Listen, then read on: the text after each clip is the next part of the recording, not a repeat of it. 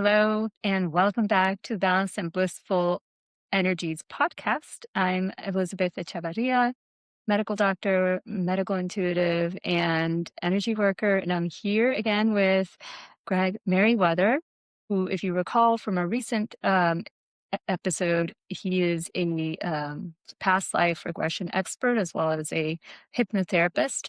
And we are going to talk about my experience with a past life regression that I had with Greg. Greg. Hello, Elizabeth. How are you? It's been a little bit, about a month Yeah. or so, but yeah, I'm excited to get going because it's interesting to talk about it kind of on a theoretical basis, but even more interesting to have a discussion with somebody who's experienced it and had a wonderful experience. So this time, if people notice, I don't have my hummingbird painting. I have the sunset painting. I'm in my office, and I'm weirdly shiny because of the light overhead. Don't have my usual lighting thing going on, so I look strangely pale and shiny. So apologize for that. But yeah, a little bit ago, we just had a private past life regression session, and we did the longer version. I can offer 90-minute sessions or 3-hour sessions. And that's in and of itself, they're both the same, but it's just obviously, a longer session. There's more time to spend with the past life and then moving up in that spirit world.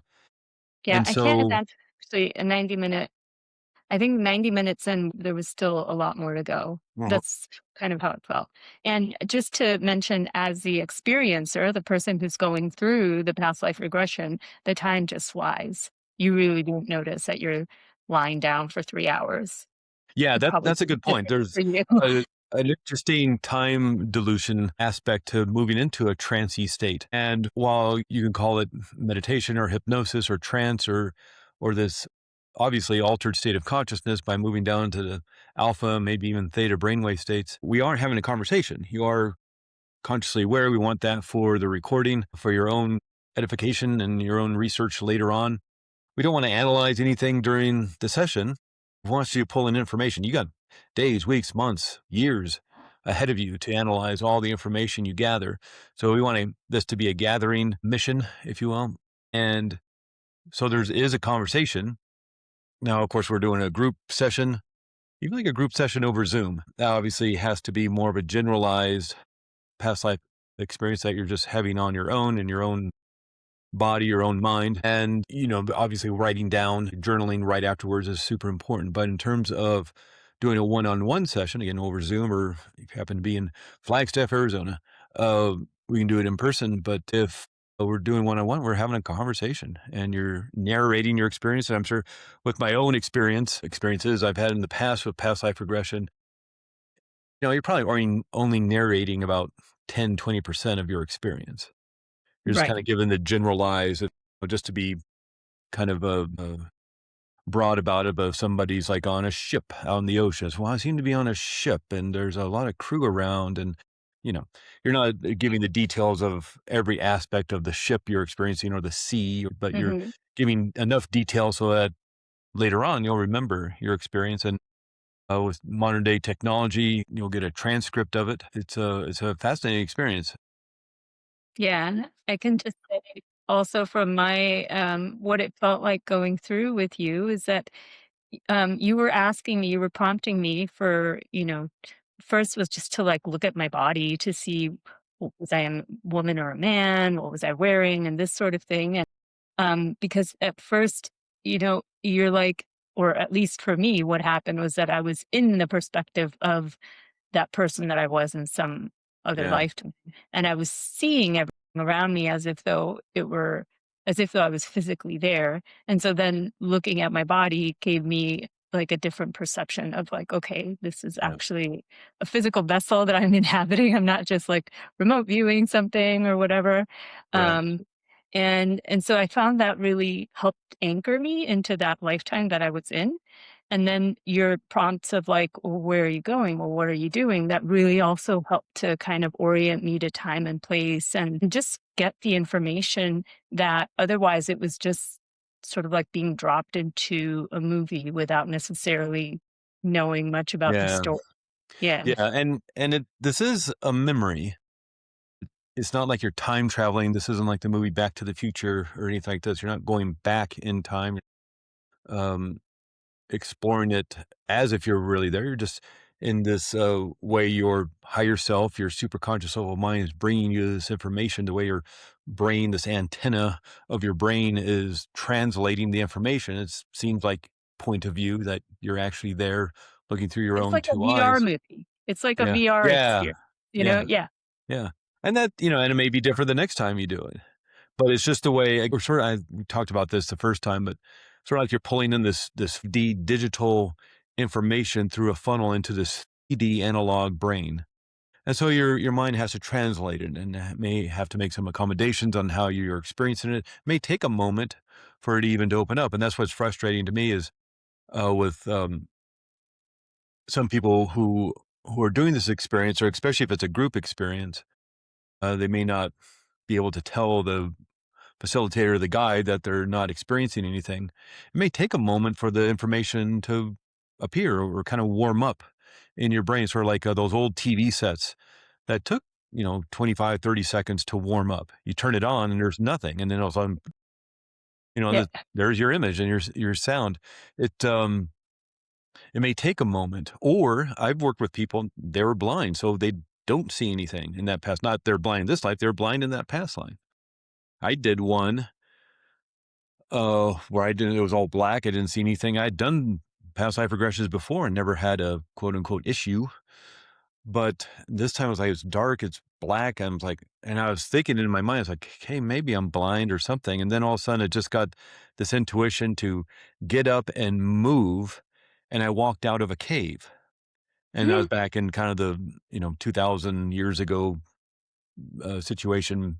And I don't know if that was more of I was actually doing ceremony or ritual or meditating in the deep, dark passages of caves. The cave paintings way back, way from sunlight that they have in France and Spain, and these cave paintings from 20,000 years ago, where they move way back into the cave to do these cave paintings, and nobody can figure out why they're doing it or how they did it because there's no natural sunlight. They didn't have any flashlights, of course, 20,000 years ago. And so I don't know if it was more of a metaphoric, "Oh, now it's turning on and I'm receiving the information," or I was literally back then in a cave and I just came out of the cave and now I'm moving about my day. And so we experience it differently, maybe at different times, depending on how we need to experience it, or maybe just the growth of our brain, or, the growth of ourselves as human beings or souls. But it's an experience we can all have. And I know there's, some information out there, especially around the academic circles, that 10, 20% of the people can't do this. And I don't think that's true at all. I think there's situations that may be uncomfortable where people can't do it, or everybody else gets their information instantaneously. And it may take this other person 30, 45 seconds, a minute for it to open up like an old TV. But if they were prompted beforehand that, well, of the 100 people in this group experience, 15 of you, 20 of you aren't going to have any experience at all. It's like, well, you've just prompted them to, not have an experience because, like, oh, well, I don't see anything within the first 2 seconds. So I must be one of those people. And it's like, no, I don't think that's it at all. In fact, I was at a big, huge retreat with a big, huge past life regression person. And he said that because there's 700 people at this workshop, this weekend workshop. And he said that out loud. It's like 10, 20% of you won't have an experience this weekend. And I was like, well, okay, well, you just preloaded that to Mhm. all these people who may have an experience of being blind in a past life, or being sitting in a cave, or, taking a moment for it to warm up. And so I think, and that's where a facilitator, a guide, working one-on-one becomes very useful. Of course, there's recordings you can access on YouTube, or maybe Spotify, I don't know, SoundCloud or something. But there's recordings out there you can access, even on my own website, recordings you can access. But now, someone guiding you, if like, well, that didn't work, or I didn't like, I wasn't, the voice didn't help me, or I didn't like the background music or something. Doesn't mean you can't do it. Just means in that particular instance, it wasn't comfortable, or didn't work out for you that time. I think if I recall my experience in this past life regression wasn't instant. It took me, I think it took a minute before I Yeah. started seeing something. Like there's Yeah. just a moment of, like you said, tuning in.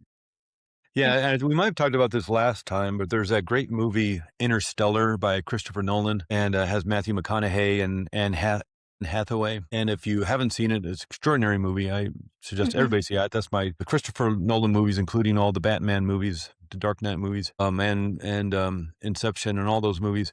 I think that might be my favorite. It's the one I've seen the most. And not to give anything away if you haven't seen it. I don't think this gives anything away. But for those of you who have seen it, you know that at the end, he's stuck in the Tesseract, the D world, and he's trying to communicate with the 3D world. And it's not like he can send a fax or send a text message or get on WhatsApp or call on the phone. He has to find unique ways of communicating from the 5D world to the 3D world. Hence the books off the bookshelf and the dust on the floor and the Morse code on the watch and all this stuff. So it's sort of like almost like the same thing. And then uh, as you're pulling in this extraordinary information, this antenna of our brain has to translate it in a certain way. And it's sort of like how MP3 files work. So when you're listening to music on your phone, or back in the day, we had MP3 players. But the reason people, audiophiles, complain about MP3 files is that it's deleting certain information off that song. And so that it doesn't have the warmth, or it doesn't have the bottom end or something. Now they say they're cutting out the parts of the song that the human ear cannot register, but that's also just part of the song. So if you were to hear it in the studio with their $100,000 worth of equipment and speakers, it's going to sound amazing. But you download it to your phone, you're losing information, and it won't be as rich or warm or anything like that. Maybe not the greatest analogy, but it's sort of like what we're doing here. And again, we're pulling in a memory. So it's just like if I was to ask somebody about school, when you were 16, what school were you going to? Who were your friends? Was it a big school, a small school? Was there dances? Did you do sports? Did you do theater? Did you do music? Did you smoke cigarettes out behind the gym? I'm asking questions like, what would you wear as you went to school? And as you're having a memory of school, you're also cognizant of your life. Well, even though they're not there in that math class that maybe you're experiencing, you also have information. Well, yeah, my brother and sister also go to this school, and I have an older sibling who's a freshman in college now, and my parents do this and that, and you're aware of your life. And so even if you're in I seem to be in a room, and just because of the objects, I seem to be in the 1600s, and sensing the clothing I'm wearing, I'm a man, but I'm in my 30s and I'm married, but I don't know, my family has moved. You're getting that information even though you may just be in a room. yeah. But let's switch gears though and talk about what, first of all, why you would get dropped into a particular life, dropped into meaning like, reach into that particular memory, and how you can pre-plan that in a way that you're getting information that is useful to you now. Yeah. And that comes from the phrase we use to get you into that past life that you're looking for. If you go on, back in the day, back in the 70s and 80s and before that, you had like two, three, four television stations. You had to know what station and what time your show was on. But even nowadays, you go on whatever Netflix or Apple or Hulu or whatever it is, you have to know what show you want to watch. And is it under comedy? Is it under drama? Is it under legal thrillers? Is it under sports? You have to know what show you're looking for. Yeah, you could just randomly pick a show and hope it's good. And we can do that during past life regression as well. But it's nice to have that focused target. So if you were to see this big library, and maybe it's one of those cool old antique libraries with the wood and the ladder that goes up to the third floor of books, and these are just the books of all of the lives you've lived. Well, yeah, you could just pick a book and it'd probably be relatively interesting. But if you wanted to focus on something specific, you'd know which book. Sort of like, again, back in the day, I think I'm dating myself really badly here, but we had the Encyclopedia Britannica, A to Mhm. Z. This was our internet back in the 1970s and 80s. And it was like 34 books. And, if you just picked a random book, you were looking at the napkin or the fork or maybe the kangaroo if you were lucky.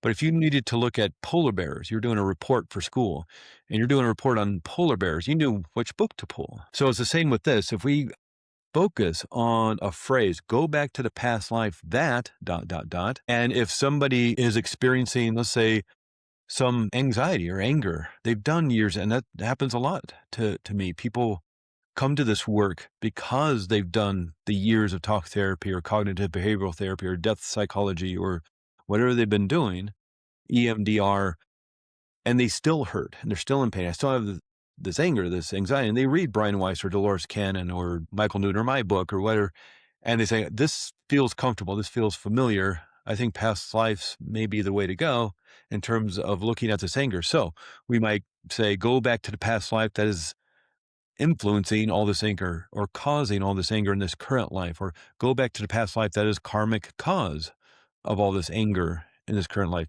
Maybe there's relationship patterns.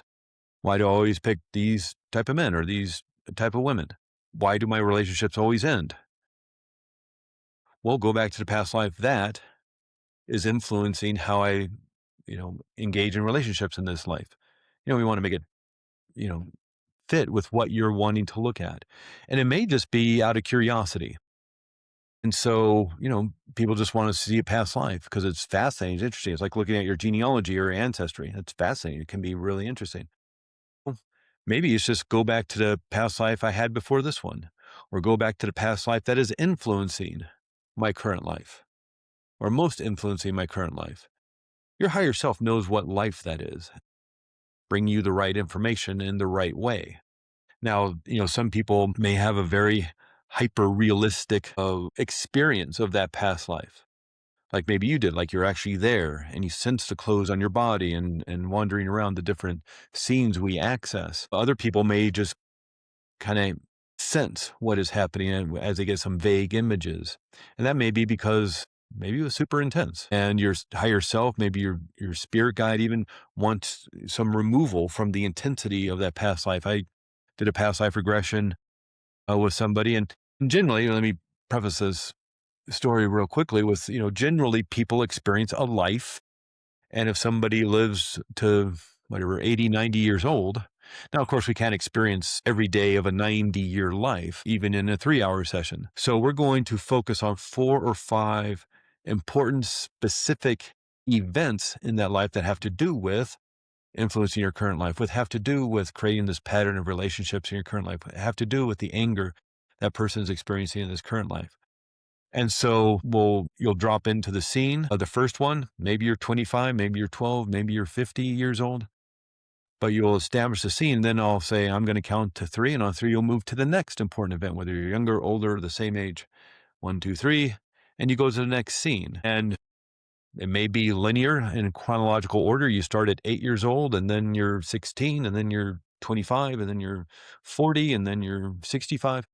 It may go like that. It may that start off that you're 30, and then you go to being 12, and then you go to being 85, and then you go to being 50, and then you That was go, more of my yeah, experience, right? I think I was yeah, dropped you kind of jumped a into little bit. But I had somebody who, this was extraordinarily fascinating for me as well, and they're always fascinating, but this one always stands out because it took place over 3 days. So all those like 4 or 5 important events happened over 3 days in World War II on a Normandy beach situation where and that's what the angst and the anxiety and the fear and the anger and the resentment was these 3 days of, as a young man of whatever, 17, 18 years old, dropped on Normandy beach, seeing his friends get mowed down and just only lasting himself less than 72 hours. But it kept just jumping hours ahead, mm, instead of like years as I'm used to, so it's usually decades. Okay, well, I'm 25 now, I'm going to be 8 years old, and now I'm going to be 45 or something like that. This happened just within less than 72 hours because that's what he had to work on. That was what needed to get resolved. Now, not everything is an issue of resolution or healing. That can certainly be why, but can be just for fun. It can be just, again, like you're looking for your ancestry or your genealogy. And it may be if you have a specific talent that you want to look at. If somebody's great at music, a specific instrument, or dance, or martial arts, or sports, something. It may be that you want to look at, why am I so good at mathematics or science as opposed to something else? And there's an idea in the world of past life regression that it takes multiple lifetimes to get that to that mastery, to that level of virtuosity. So let's take Yo-Yo Ma, considered one of the great cello players of all time. And he started playing violin at the age of 3. He started playing cello at the age of 4. Considered a master, not only in classical music, but he does all sorts of different kinds of music with his Silk Road Ensemble and all sorts of things. The theory is that took him multiple lifetimes to get that level of mastery of the cello. And probably in the first life when he started, he sucked at it, and so he grew over lifetimes to become the virtuoso as a little kid, even. Sort of like Bruce Lee with martial arts, or Meryl Streep with acting, or pick any sort of mathematical genius or scientist. It took multiple lifetimes to get that level of being able to write those crazy equations on the chalkboard that you see in the movies or TV shows. And so we could look at something like that. Go back to the past life where I started my journey as a guitar player or a scientist or whatever it is, or maybe a culture. I'm Craig Meriwether. You can't get more United Kingdom than that. I'm Scottish, I'm Irish, I'm English. It's like literally like 96% of my ancestry is that little island. I guess it's not little, but that island of the United Kingdom. And the other is like German and French. Literally, that's it. That's my ancestry. And yet I have a great love and fondness and interest in Middle Eastern countries, in India and North Africa. It's like, why? Not South America, not Central America, not Australia, not the central and southern parts of Africa. It's like just these specific regions. I'm fascinated by it. And I love traveling to those places when I can. And so it has nothing to do with my ancestry, nothing to do with my genetics or where I come from in terms of my culture. So why is that? Have I had past lives, living in those areas? And you can look at that, because again, utterly fascinating to find out more about yourself. And that's what we can do in past life and moving into that past life. So just really briefly, again, whether it's a shorter session like 90 minutes or more of a 3-hour experience, it's pretty much run exactly the same. It's just one's longer. It's the difference between a 90-minute movie and a 3-hour movie. It's like you're just going to get more movie.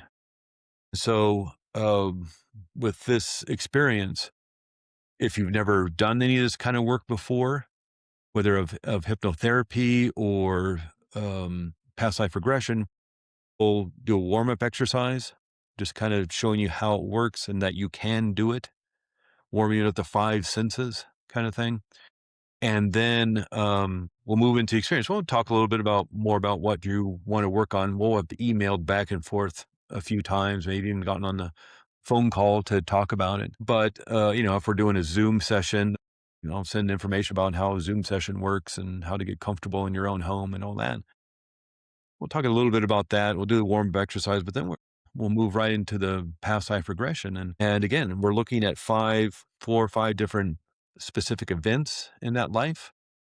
We're going to get to the last day in that life, because that's the real important part, because that's when a lot of the throwing action, if you will, the connections to this current life can happen. What are the last thoughts and emotions you're having in that life? Is life fair or unfair? Is love easy or hard? Is abundance easy to come by? Was it an intense life? Was there a lot of regret or anger or anxiety around that life? And has that been resolved, or is that being carried forward as Mhm. that at the end of that life? And then as you move up into spirit, as you move out of that body, we then go up into spirit world, or what Michael Noon calls life between lives, what his books Journey of Souls and Destiny of Souls describes with the thousands of people he worked with over decades. And there's that experience of being up as a soul up in that life between lives and engaging maybe with your soul family, with your spirit guide, creating healing there in all the ways you need and want, and getting more information about your current life, purpose and mission, and why do you live where you live in the body that you have, with the family that you're surrounded with, or the friends you have. And you Mhm. get a lot more clarity not only in maybe other past lives you've lived that are connected to this current life, but also the people in your life and maybe more about why you're even here. And so you can see how, yeah, a 90-minute experience is pretty powerful, but the longer experiences, even though it may seem not like 3.5 hours, you can get a lot more work done, a lot more information. Or we split it up into multiple sessions or however people want to do experience it, but it's pretty powerful.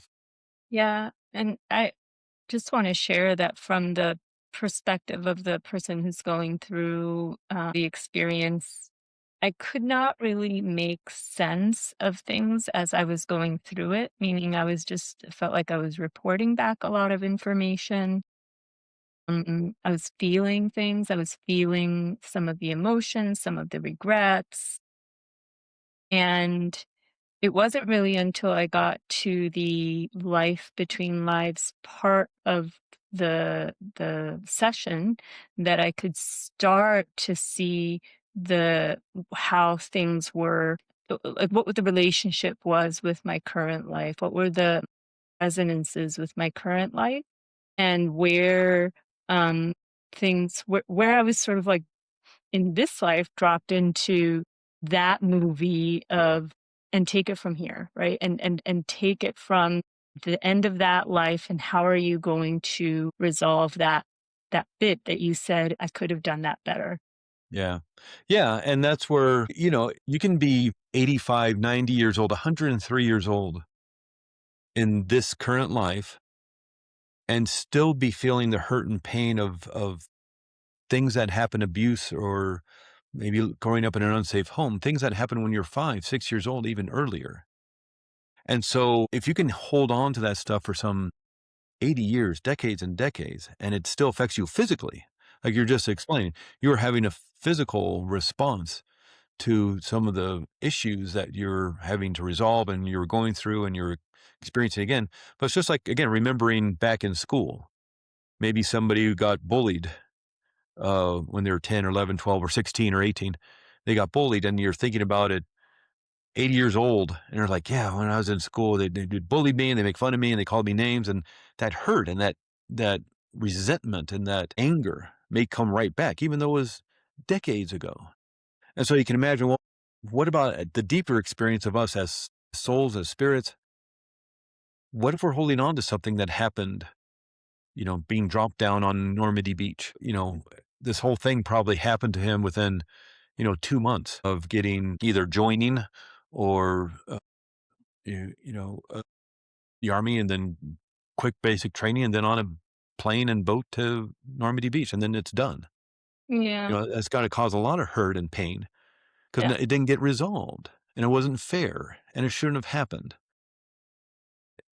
Just as we can hold on to stuff for decades and decades and decades, maybe 70, 80 years here in this life, well, is it possible that we may be holding on to issues from other lives that didn't get resolved? Well, it's coming forward with us, right? It's coming Yeah. in our subconscious, in that collective conscious as well. Collective Yeah. consciousness that are, how many wars have we lived through as humanity? How much pain and suffering have we inflicted on each other? And that still lives with us. And especially you see it in countries, right? In regions that are still at odds with each other because that still lives there Yeah. within the people. Yeah. Yeah. Well, they even had those genetic experiments they did with the children of Holocaust survivors have a genetic marker for fear that is not in the children of people who did not experience the Holocaust. So there can even be not only just a more spiritual essence to this fear or anger or anxiety somebody may go through, there may actually be a genetic component to it as well, an ancestral line. And There so definitely maybe, is. The epigenetic markers, yeah, that's transmissible, so the changes that happen due to a severe emotional or physical stress, that gets imprinted on the genetic code, and that gets transmitted from one parent to the next. I mean, from down the generations, it gets yeah, transmitted down generations, yeah. For at yeah, least 4 generations, at least that was the case in rats when I last checked. yeah. Yeah, that may just be the ability of the science they have now, just to go back 4 generations. Yeah. But and that's the extraordinarily fascinating thing about this. The anger, the anxiety, what if it's not even yours? What if it's an ancestral issue? And that's one of the most important things you're here for. Not only the other aspects of life that you're doing, maybe raising family or running a business or working your career or doing the things you're doing, helping out a friend when they're going through a traumatic experience in their life. But what if you're also here for the aspect of being that centering point to finally heal that ancestral issues that your family line may be going through? Wonderful education at Ancestral Medicine. I think I'm getting it right. Daniel Four. Look up Daniel Four, Dr. Daniel Four, Foor. And does wonderful work with teaching people how to heal, uh, ancestral issues like that. And even looking, going through, he does courses, and there's other people. It's not just him. There's other practitioners who run the courses and things. And now there's practitioners around the world. He's been doing this training for 20 years or so. So there's practitioners around the world, maybe somebody even in your own town who's done his year-long training program. But you start with one of the four grandparents because you have a mother and father, and your mother and father had a mother and father. And so you start seeing these lines of people, whether it's patriarchy or your mother's side. Let's say your mother's side, your mother's father, your mother's mother, and their family line. And you start with one of the four grandparents, and you just start the healing work. It's quite incredible. But there's also an aspect of one experience I went through, one that really got me into wanting to do hypnotherapy as a career, as a profession, learning training in this, and specifically the spiritual side of this work, and wanting to understand how to help people heal that in that spiritual way by understanding how to use hypnotherapy for trauma reversal and even physical pain control and relief, as well as, dealing with confidence, but the anxiety, anger, the resentment people may be holding on to, having that clinical hypnotherapy foundation, then learning the spiritual side of things, which I did at the Hypnotherapy Academy of America here in New Mexico, here in the United States. Extraordinary school, 500 hours of mostly the clinical hypnotherapy, medical hypnosis, like pain control, healing, acceleration. But then at the end, you can add on the more spiritual side of that. Now that you understand healing with subconscious mind and body, now you can take that to a more deeper spiritual level. And I had an experience of a spontaneous past life emotional release with a friend who I was communicating with just over the phone. She had been having dreams. We reconnected, having kind of lost touch for about 10, 12 years just due to family and just being opposite sides of the country. And we reconnected and we were talking on the phone, and she'd been having these dreams, like bits and pieces. It seemed to be a kind of a World War II experience. And we end up talking about stuff like this for hours. And we were on the phone one time, and we just kind of got to a moment of silence. And then as we were about ready to kind of hang up, and I just started sobbing hysterically for no reason You other did. than, yeah, I did. I'm on the phone, and I'm not really, I'm very skeptical about this kind of stuff. And if you excuse the expression, but I'm kind of skeptical about the woo-woo stuff. I grew up as Episcopalian and a Baptist. So I went to a Baptist school, but went to an Episcopal church. Those are two very divergent philosophies and theories of Christianity. And that was my upbringing, very much religion and church. But I was fascinated by spirituality. And as my world opened up, this is 1980s, and I graduated high school. So there's no internet. It wasn't like you can just look this stuff up. You seriously have to search out books and things and do your own homework about it. But as my world opened up, as I got into my 20s and learned more about the world and culture and people and their spiritual beliefs, my world sort of opened it up. Too much. I'm not reincarnation, not angels and things like this until, slowly started opening up to the entirety of the New Age bookstore. And so it was slow and a slow drip for me. The whole thing about dreams and past lives, and it's like, I don't know, I'm talking to my friend about it, and I wasn't much believing it. I guess that's their experience. I don't get it. because I don't have those experiences. Deal with all this in a different way, which is just the way I guess I have to deal with it this time around. But I was on this phone call and out of nowhere, I just started sobbing hysterically. And I'm talking to her on the phone. I'm like, um, situation where this couple in this relationship got separated in Germany, concentration camp kind of situation. He's involved in this whole dramatic thing, and that she's been telling me about in pieces with these dreams she's having. And all of a sudden, I just started sobbing. I can't find you. I can't find you. I don't know where you went. I don't know what happened to you. And she doesn't know what's going on the other side of the phone, on the other side of the country. And there's half of me that's like experiencing this emotional release, and the other half of me saying, I don't know what's happening. And I'm saying this to her on the phone. I don't know what's going on here. While this kind of schizophrenic, you know, things happening to me. And finally, she just says, do you need me to forgive you? Because I'm looking for her Mhm. in this, the roles we're playing here, I guess. And I say, yeah. And she said, okay, I forgive you. It wasn't your fault. And it just released. And to say, I was like, I have no idea what that was about. Again, I wasn't sensing the dreams or anything. I just had this extraordinary emotional release of this information. And after that, it's like, okay, I got to find out what this is all about.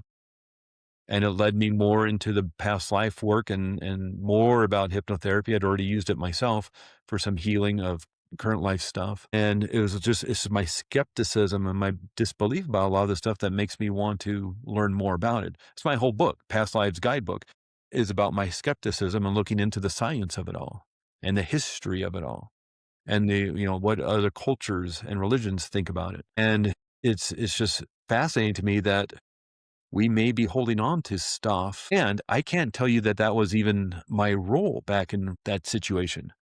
Maybe I was holding it on for somebody in my soul group, our Mhm. soul family.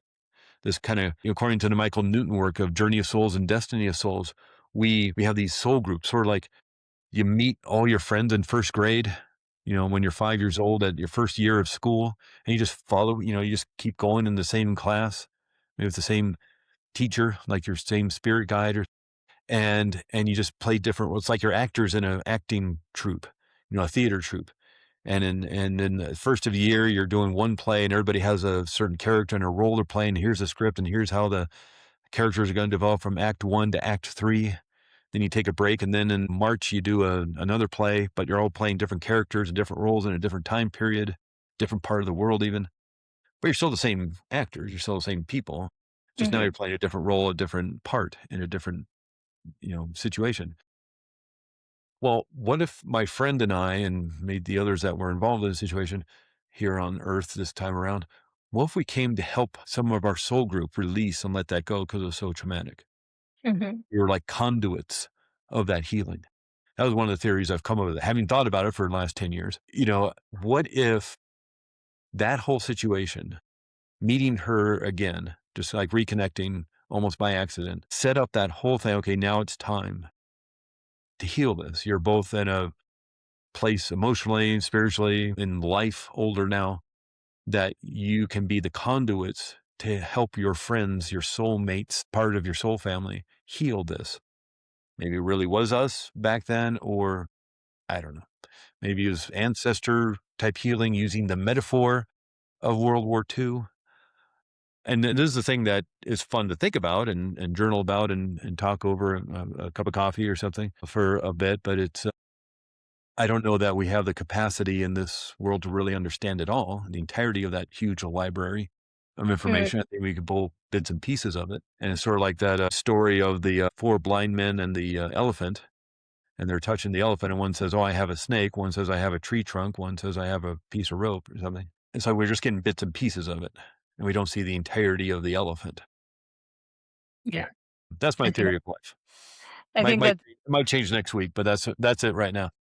yeah, no, I think that's true for so much of our experience here in this lifetime on Earth, and well, in all of these lifetimes on Earth, is we have a limited bandwidth, right? A limited perception that we can process and make sense of.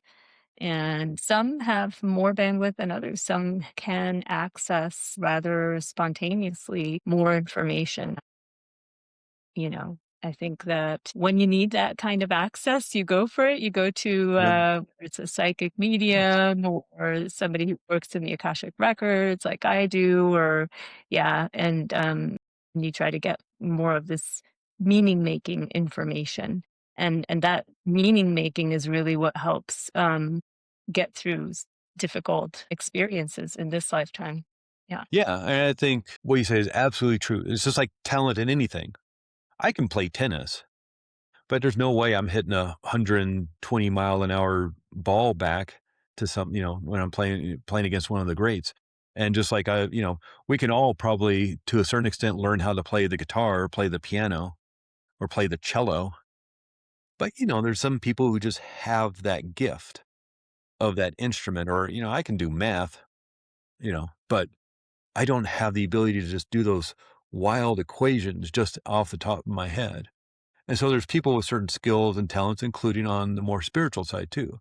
We have the ability to do this work, but there may be others who have the type of connection that allows them to, like what you say, you can read other people's records and help them maybe understand more about what they're going through. Maybe have the ability to see, okay, well, these last 10 lives seem to be connected in a way. If somebody has that kind of talent and ability, yeah, take me to the doctor. I don't wanna, like, try to fix the broken leg myself, with 2 pieces of wood and a splint and a rubber band. I just, I want to take me to a doctor who knows what they're doing. Yeah.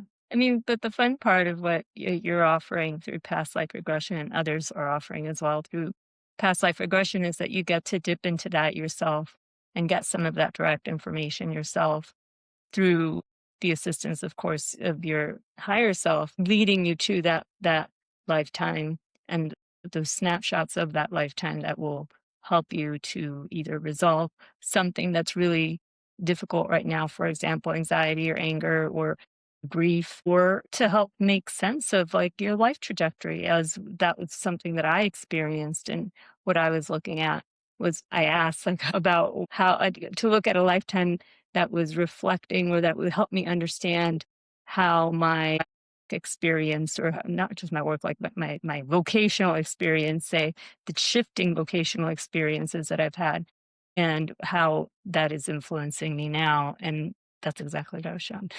Yeah. Yeah, and it can be super important because sometimes you need that person to help you put the pieces together, line them up. But it's also the difference between, like, somebody explaining to you, your school years between 12 and 18, and you remembering them and experiencing them, you know, both can be useful and helpful. It's just kind of more about probably what you're in need of accessing. And again, it's like that also the fun of like your ancestry. You can just have somebody do it for you and get the information. That's fine.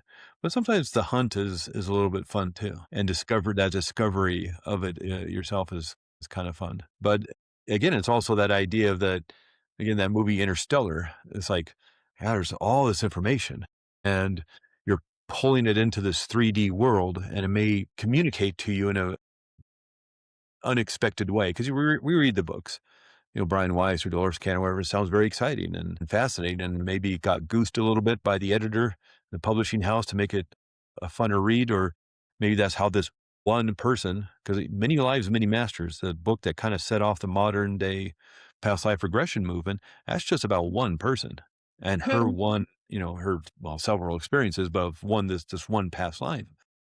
And that doesn't mean how it's gonna be for the other 8 billion of us here on planet Earth. We all experience it in a different kind of way. Doesn't make it less worthy or valuable, just your expectations may be, "I read the book, and this is how it's going to be for everyone," and when it's not that way, it's still valuable, and you're bringing in the information the way you need it to be given to Right. you That's because 'cause you're the very one getting it. yeah. You know, so this doesn't mean it's wrong or invaluable or you're doing it wrong. No, you're doing it exactly right because this is the way it's happening, Yeah.